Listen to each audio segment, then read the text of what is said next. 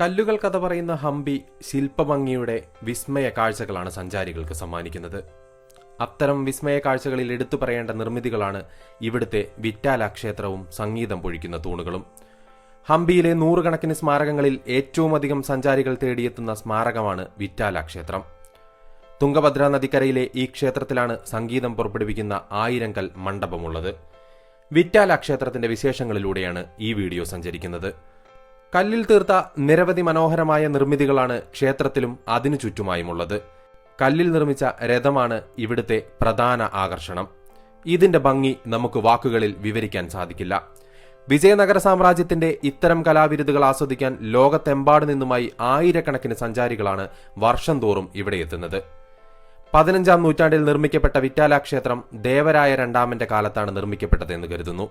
എന്നാൽ വിജയനഗര സാമ്രാജ്യത്തിലെ ശക്തനായ ഭരണാധികാരിയായിരുന്ന കൃഷ്ണദേവരായരുടെ കാലത്ത് ക്ഷേത്രം കുറച്ചുകൂടെ മനോഹരമാക്കിയിട്ടുണ്ടെന്ന് ചരിത്രം പറയുന്നു.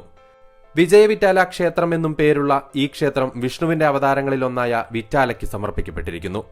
വിറ്റാല ഭാവത്തിലുള്ള വിഷ്ണുവിനെ ആരാധിക്കാൻ പണിതതാണ് ഇതെന്ന് കരുതപ്പെടുന്നു. ഹംപിയിലെ ക്ഷേത്രങ്ങളിലും സ്മാരകങ്ങളിലും ഏറ്റവും മനോഹരമായതും ആളുകളെ ആകർഷിക്കുന്നതും വിറ്റാല ക്ഷേത്രം തന്നെയാണ്. അതിനു കാരണം ക്ഷേത്രത്തിന്റെ വാസ്തുവിദ്യയാണെന്ന് നിസ്സംശയം പറയാൻ സാധിക്കും. വാസ്തുവിദ്യയുടെ സാധ്യതകളെ ഇത്രയധികം ഉപയോഗിച്ച മറ്റൊരു സൃഷ്ടിയും ഹംപിയിൽ കാണാനായിട്ട് സാധിക്കില്ല. ദ്രാവിഡ ശൈലിയിൽ നിർമ്മിച്ച ഈ ക്ഷേത്രം ദക്ഷിണേന്ത്യൻ ക്ഷേത്ര നിർമ്മാണ കലയുടെ ഗാംഭീര്യമാണ് വിളിച്ചു പറയുന്നത്.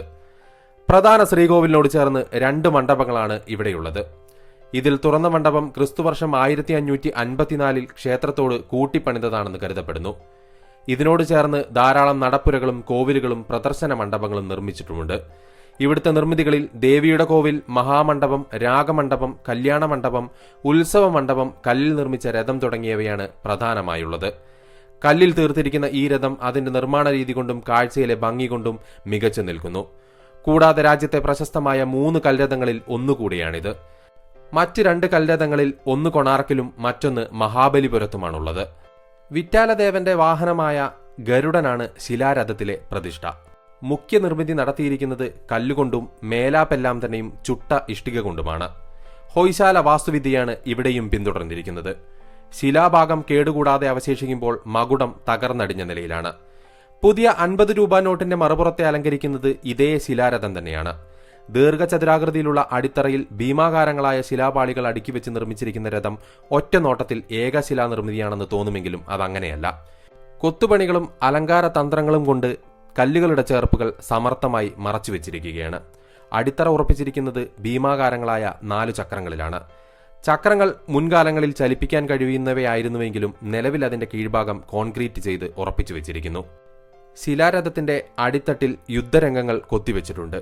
അതിസങ്കീർണവും സൂക്ഷ്മവുമായ പുഷ്പവേലകളാണ് ചക്രങ്ങളുടെ അലങ്കാരമായി കൊടുത്തിരിക്കുന്നത്. രഥം വലിക്കുന്നത് പതിവിൽ നിന്നും മാറി ആനകളാണിവിടെ. പക്ഷേ സൂക്ഷിച്ചു നോക്കിയാൽ കുതിരകളുടെ തകർന്നുപോയ കാലുകൾ നമുക്ക് ഈ രഥത്തിൽ തന്നെ കാണാനായിട്ട് സാധിക്കും. ഒരുപക്ഷെ തകർന്നുപോയ കുതിരകളെ പിന്നീട് മാറ്റി സ്ഥാപിച്ച് ആനകളാക്കി മാറ്റിയതായിരിക്കാം. ക്ഷേത്ര സമുച്ചയത്തിലേക്ക് പോകുന്ന വഴിയിൽ ഉടനീളം തന്നെ നമുക്ക് വിവിധ തരത്തിലുള്ള ശിലകൾ കാണാനായിട്ട് സാധിക്കും. കൽത്തൂണുകളുടെ നീണ്ട നിര തന്നെയുണ്ട്. അത് വിറ്റാല കമ്പോളത്തിന്റെ അവശേഷിപ്പുകളാണ് ഈ പറയുന്ന കൽത്തൂണുകളെല്ലാം തന്നെയും. ഇത് ക്ഷേത്ര സമുച്ചയങ്ങൾക്ക് ചുറ്റുമുണ്ടായിരുന്ന വിശാലമായ രാജവീതികൾക്ക് ഇരുപുറവുമായി വ്യാപിച്ചു നിൽക്കുന്നു. പുരാവസ്തു വകുപ്പിന്റെ ഫലകം പറയുന്നതനുസരിച്ച് രത്നങ്ങളും മുത്തുകളും കുതിരയെയും മറ്റും കച്ചവടം ചെയ്തിരുന്നത് ഈ ഒരു കമ്പോളത്തിലായിരുന്നു എന്നാണ്. തുംഗഭദ്ര നദിയിൽ നിന്നും കൽപ്പാളികൾ വഴി ജലമൊഴുക്കിക്കൊണ്ടുവന്നും മഴവെള്ളം ശേഖരിച്ചുമാണ് താരതമ്യേന വരണ്ട ഈ ഭൂപ്രകൃതിയിൽ ഇത്രത്തോളം ബൃഹത്തായ ഒരു നഗരത്തിനാവശ്യമായ ജലസംഭരണം നടത്തിയിരുന്നത്. കാര്യമായ കേടുപാടുകൾ സംഭവിക്കാത്ത ദീർഘചതുരാകൃതിയിലുള്ള ജലസംഭരണികൾ ഇപ്പോഴും നമുക്ക് വിസ്മയകരമായ കാഴ്ച തന്നെയാണ് ഹംപിയിൽ.